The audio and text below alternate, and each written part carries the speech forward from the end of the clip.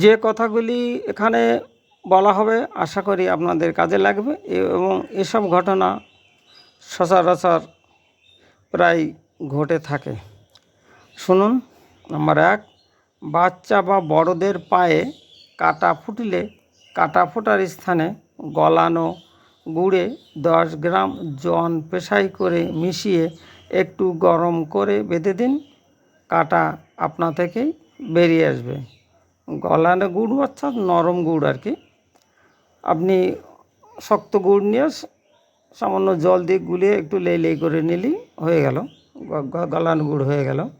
Number 2, লাউয়ের 8-10টা বীজ বের করে পিষে নিন। তারপর তাকে একটু মধু মিশিয়ে সেটা ধীরে ধীরে চাটুন। এতে দেহের বিভিন্ন অঙ্গ বা শরীরের ফোলাভাব কমে আসবে।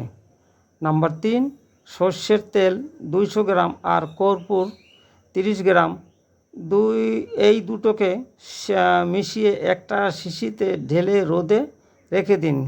শিশিটা কিন্তু কাচের নেবেন। একটু পরে শিশিকে ভালো করে নেড়ে সেই তেল দিয়ে কোমরে মালিশ করুন। এতে কোমর যন্ত্রণা উপশম হবে, অর্থাৎ কমে আসবে আস্তে আস্তে। এবার শুনুন নাম্বার 4, জামের শুকনো বিচির চূর্ণ 1 গ্রাম জলে গুলে দিনে 3 বার খেলে প্রস্রাবের সঙ্গে সুগার আসা বন্ধ হয়। অনেকের প্রস্রাবের সঙ্গে সুগার বেড়ে, অর্থাৎ যাদের সুগারের পরিমাণটা যখন বেশি হয়ে যায় এটা দেখা যায়। নাম্বার 5, সাপ দংশন করলে সেই স্থানে নতুন ব্লেড দিয়ে চিরে চাপ দিয়ে রক্ত বার করে দিন এবং শ্বেত আকন্দের আঠা বারবার লাগান। এতে বিষক্রিয়া অনেকটা কমে যায়। তবে যত তাড়াতাড়ি সম্ভব রোগীকে ডাক্তারের কাছে অবশ্যই নেবেন। শহরে আপনারা শ্বেত আকন্দের পাতা পাবেন না, কিন্তু অবশ্যই যদি দংশন করে থাকে না কামড়াক, এটি আমরা চাই।